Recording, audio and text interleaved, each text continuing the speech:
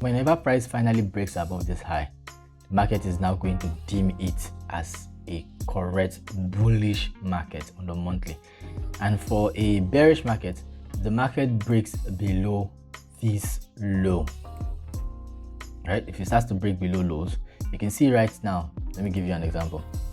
Right now, we have 1, 2, 3, 4. See, this high is being respected, though this low has been taken. So right now, can you see something? We have 2 lows created. But why is it not a bullish market? Why? Because the low that was created has been wiped out. So now we have the market doing this low. So if we end up seeing this and then this, and then the price continues further to now do this, maybe it could do it like this. But if it continues further to do something like this, it automatically means we are in a bearish market. If it does that. But if it doesn't do that and then it starts to do something like this, where it now breaks this high,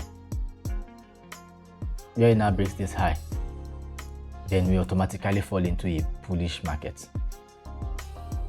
So as it is right now, the monthly is not bearish, it's not bullish,